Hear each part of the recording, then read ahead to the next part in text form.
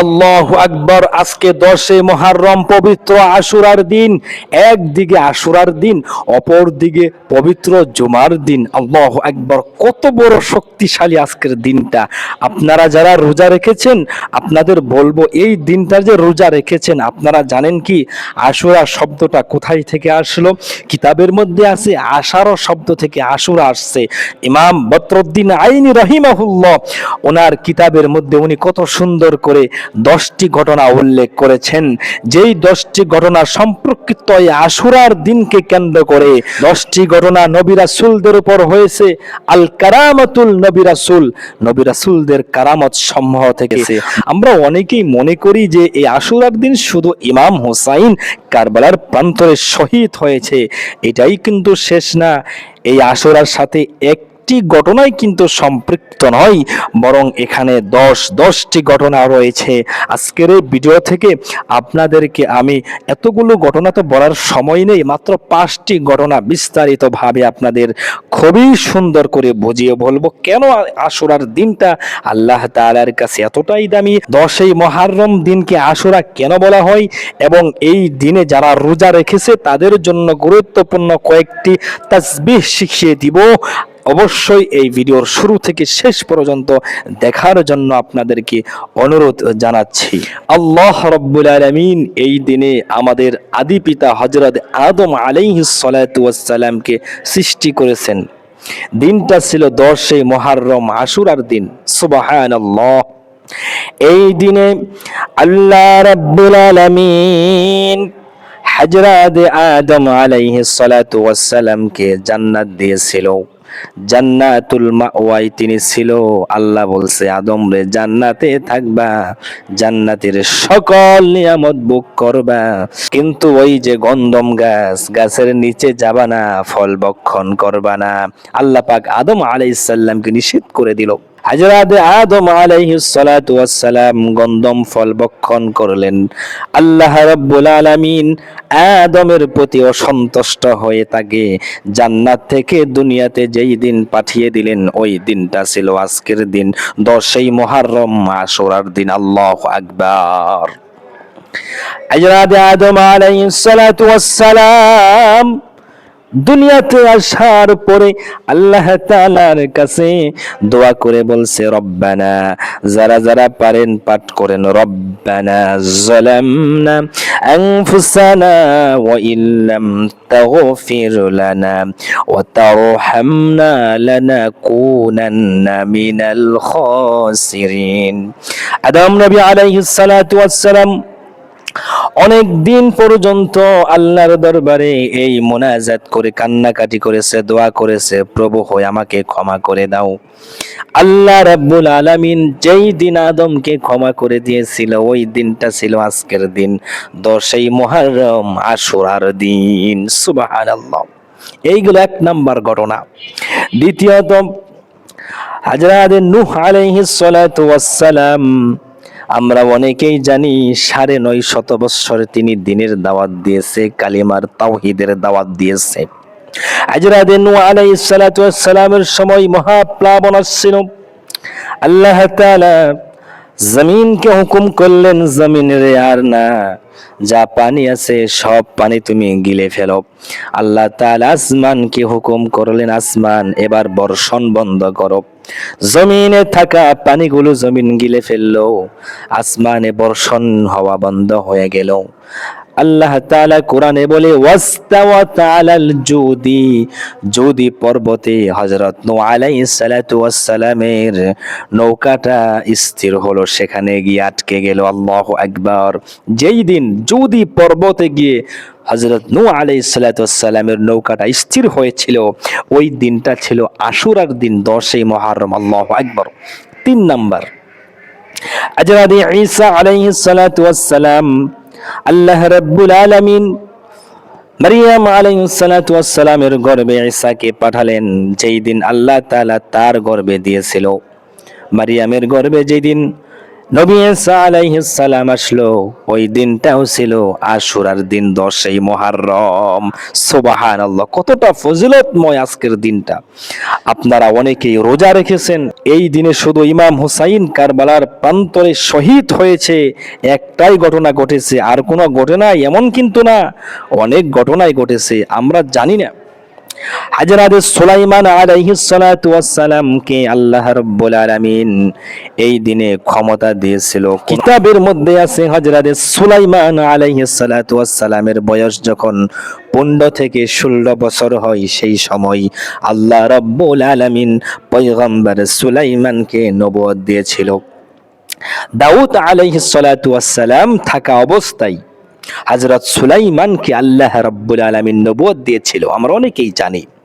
আল্লাহ রাব্বুল আলামিন পবিত্র কোরআনের ইরশাদ করেন, ওয়ালাকাদ আতাইনা দাউদা ওয়া সুলাইমানা ইলমা। আমি আল্লাহ তাআলা দাউদ এবং সুলাইমানকে ইলম দান করেছি, আল্লাহু আকবার, হিকমত দান করেছি, জ্ঞান দান করেছি। আমার ভাইরা, হযরত সুলাইমানকে আল্লাহ তাআলা যেই দিন ইলম দান করেছিলেন, জ্ঞান দান করেছিলেন, ওই দিনটাও ছিল আশুরার দিন, 10ই মুহররম। আল্লাহু আকবার। আজকে আমরা ক্ষমতা পাই, কিন্তু আমাদের মধ্যে ইলম না থাকার কারণে ক্ষমতার অপব্যবহার করে, জোরে কোন ঠিক কিনা? বাংলাদেশের যত বড় বড় রাজনীতিবিদ, যত বড় এমপি মন্ত্রীরা দেখবেন তাদের মধ্যে ইলম নাই, আল্লাহর ভয় নাই, রাসূল পাক সাল্লাল্লাহু আলাইহি ওয়াসাল্লামের সুন্নাত তরিকার চলতে হবে, ওই জ্ঞান তাদের মধ্যে নাই। এজন্য তারা কি করে? ক্ষমতা পেয়েছে, ইলম থাকার কারণে ক্ষমতার অপব্যবহার করে, যদি কোন ঠিক কিনা? আমার বন্ধুগণ, এজন্য আল্লাহ তাআলা বলে হযরত সুলাইমানকে আমি আল্লাহ তাআলা সর্বপ্রথম ইলম দিয়েছি, এরপর ক্ষমতা দিয়েছি। আগে ইলম, আগে তোমার জ্ঞান প্রয়োজন, এরপর তোমার ক্ষমতা। তোমার যদি জ্ঞান না থাকে তাহলে তুমি হে সুলাইমান ক্ষমতার অপব্যবহার করবে। সুলাইমান আলাইহিস সালাম গোটা পৃথিবী রাজত্ব করেছে, আল্লাহু আকবার। কত বড় ক্ষমতা আল্লাহ তাকে দিয়েছিল, জোরে কোন ঠিক কিনা? আমার ভাইরা, যেই দিন হযরত সুলাইমান আলাইহিস সালাতু ওয়াস সালামকে আল্লাহ তাআলা ইলম দিয়েছিলেন, যেই দিন জ্ঞান দান করেছিলেন, হিকমাহ দান করেছিলেন, ওই দিনটাও ছিল 10ই মুহররম, আশুরার দিন। সুবহানাল্লাহ। আমার বন্ধুগণ, হযরত ইব্রাহিম আলাইহিস সালাতু ওয়াস সালামকে আল্লাহ রাব্বুল আলামিন আগুন থেকে হেফাজত করেছিল।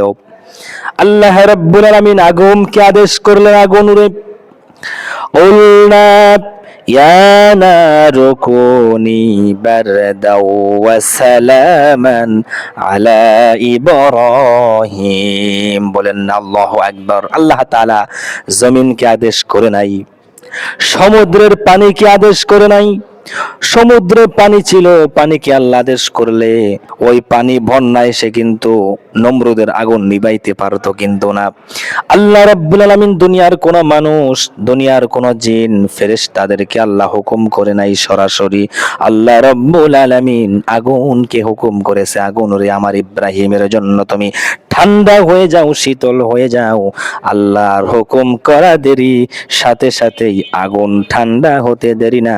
এই দিনটা যেই দিন ঘটেছিল, ওই দিনটাও ছিল 10ই মুহররম, আশুরার দিন। বলেন না আল্লাহু আকবার।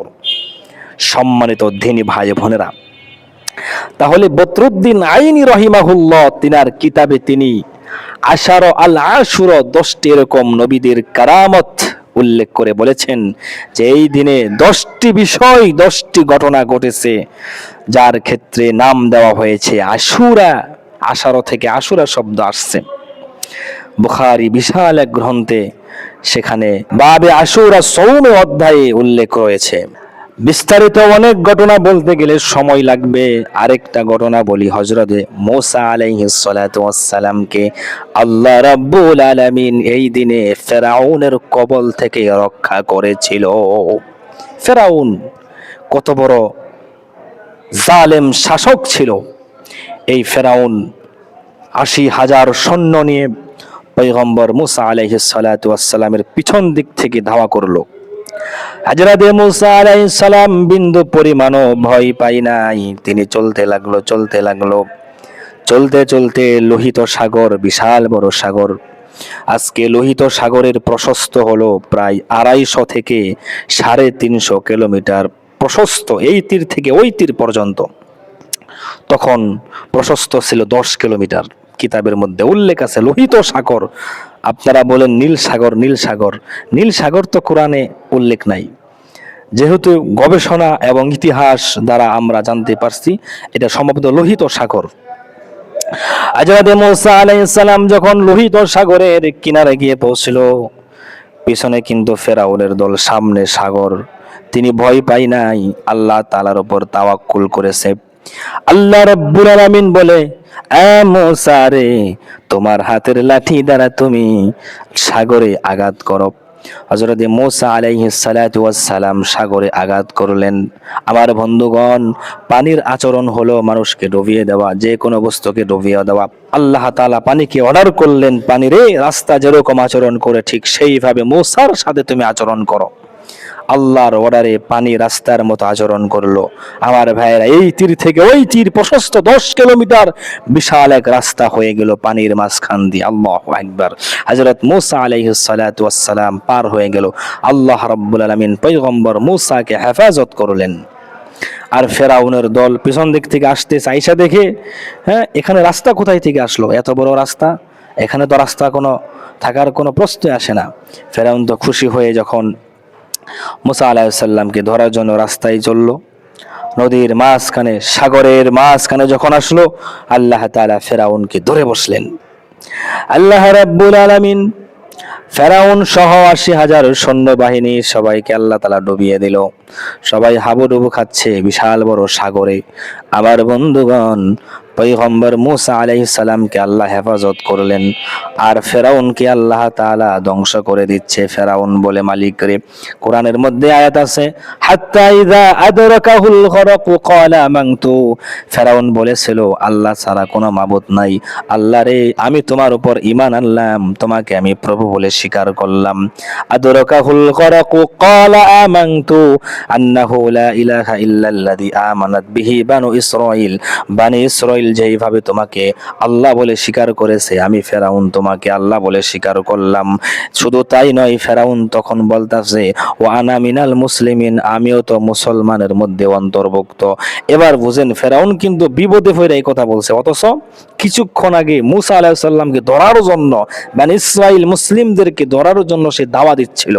যখন বিপদে পড়ছে, পানিতে পড়ে গেছে, হাবুডুবু খাইতেছে, তখন সে, আল্লাহ তুমি ছাড়া কেউ নাই, ঈমান আনছি। এখান থেকে আমরা শিক্ষা নিতে পারি, শেষ সময়ে কালিমা পড়লে আপনার কালিমা নসিব হবে না, কালিমা এখন থেকেই পড়তে হবে। কালিমার প্রতি ঈমান, কালিমার প্রতি আমল, কালিমার প্রতি বিশ্বাস যদি এখন থেকে রাখতে পারেন, তাহলে শেষ সময় চেষ্টা করলেও আপনার ভিতর থেকে কালিমা বের হয়ে আসবে। আমার ভাইয়েরা, মৃত্যুর যখন গড়গড়া শুরু হয়ে যায়, আজরাইল আলাইহিস সালাতু ওয়াস সালাম যখন চলে আসে, তখন আপনার তওবা কবুল হবে না। আজরাইলকে দেখার পরে আপনি যত আল্লাহর কাছে মাফ চাইবেন, কোনো সুযোগ নাই, আপনার তওবা কবুল হবে না। ফেরাউনের বেলা এটাই হয়েছিল। ফেরাউন কি বলেছিল, আমি তোমার উপর ঈমান আনলাম, আল্লাহ তুমি ছাড়া আর কোনো মাবুদ নাই। বানি ইসরাঈল যেই খোদাকে, আল্লাহকে আল্লাহ বলে দাবি করেছে, আমিও সেই আল্লাহকে আল্লাহ বলে দাবি করলাম। ও আনা মিনাল মুসলিমিন, আমি মুসলিমদের অন্তর্ভুক্ত। এই সমস্ত কথা আল্লাহ, এই সমস্ত কথা ফেরাউন বলেছিল। আল্লাহ তাআলা বলে, আল আনা ওয়া কদ আসাইতু ক্বাবলু ওয়া কুনতা মিনাল মুফসিদিন। হে ফেরাউন, তুই এখন বুঝোস, হ্যাঁ, এখন তো ঈমান আনার তোর সময় হলো। তুই তো জমিনের মধ্যে বিশৃঙ্খলা সৃষ্টিকারী, তুই তো ফাসাদ সৃষ্টিকারী, তুই তো ফিতনা সৃষ্টিকারী, এখন তুই ঈমান আনস, কোনো লাভ হবে না। আল্লাহ তাআলা জবাব দিয়ে দিলেন। এতে আমার ভাইয়েরা, এই ঘটনা যেই দিন ঘটেছিল, হযরত মূসা আলাইহিস সালাতু ওয়াস সালামকে আল্লাহ রাব্বুল আলামিন ফেরাউনের কবল থেকে হেফাজত করেছিলেন, মুক্তি দিয়েছিলেন, যেই দিনে ইতিহাস সাক্ষী, সমস্ত হাদিসের কিতাব সাক্ষী, ওই দিনটা ছিল আশুরার দিন, 10ই মুহররম। জোরে বলেন না আল্লাহু আকবার। সম্মানিত দিনী ভাই বোনেরা, এজন্য এই দিন শুধু কারবালার সাথেই সম্পৃক্ত নয়, বরং এই দিনে অনেক ঘটনাই ঘটেছে, আমরা জানি না, জানার চেষ্টা করতে হবে। আমার দিনী ভাইরা, যারা আপনারা রোজা রেখেছেন, আল্লাহ তাআলার কাছে বেশি বেশি দোয়া করবেন। 3টি তাসবিহ শিখিয়ে দিচ্ছি। রোজা রাখা অবস্থায় যদি সময় হয় সুবহানাল্লাহ 100 বার পাঠ করবেন। কিভাবে? সুবহানাল্লাহ, সুবহানাল্লাহ, প্রতি শ্বাসে একবার সুবহানাল্লাহ। তাসবির দানা নিয়ে হাতের আঙ্গুলি কর গুনে গুনে যেইভাবে সহজ পাঠ করবেন। 100 বার আলহামদুলিল্লাহ পাঠ করবেন। আলহামদুলিল্লাহ, আলহামদুলিল্লাহ, আলহামদুলিল্লাহ, আলহামদুলিল্লাহ। 100 বার আল্লাহু আকবার পাঠ করবেন। 100 বার আল্লাহু আকবার, আল্লাহু আকবার। 100 বার লা ইলাহা ইল্লাল্লাহ পাঠ করবে। কোন বান্দা যখন লা ইলাহা ইল্লাল্লাহ পাঠ করবে, আল্লাহ ছাড়া কোনো মাবুদ নাই, প্রভু নাই, আল্লাহ তাআলার আরশ কাঁপতে থাকে, ফেরেশতার সমকল বলতে থাকে, আল্লাহ গো, জমিনে তোমার ওই বান্দা বান্দি তোমার নামে জিকির করতেছে, মাবুদ গো, যতক্ষণ না ওই বান্দাকে তুমি মাফ না করবে, আরশ কাঁপতেই থাকবে। আল্লাহু আকবার। আল্লাহ রাব্বুল আলামিন বলে তারা কেন লা ইলাহা ইল্লাল্লাহ পড়ে? আল্লাহ তাআলা যখন এই প্রশ্ন করে, ফেরেশতারা বলে তারা জান্নাত পেতে চায়। তারা কি জান্নাত দেখেছে? না। জাহান্নাম থেকে মুক্তি পেতে চায়। তারা কি জাহান্নামের শাস্তি দেখেছে? ফেরেশতা বলে না। তাহলে আল্লাহ রাব্বুল আলামিন ডেকে বলে, ও ফেরেশতারা রে, তোমরা সাক্ষী থাকো, যেই বান্দা আমার নামে জিকির করেছে আমি আল্লাহ রাব্বুল আলামিন তাদেরকে ক্ষমা করে দিলাম। আল্লাহু আকবার।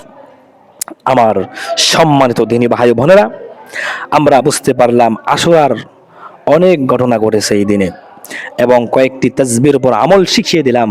ইনশাআল্লাহ এর উপর আমল করার চেষ্টা করব। আল্লাহ রাব্বুল আলামিন আমাকে এবং আমাদের সবাইকে আমলে সালেহাহ করার তৌফিক দান করেন।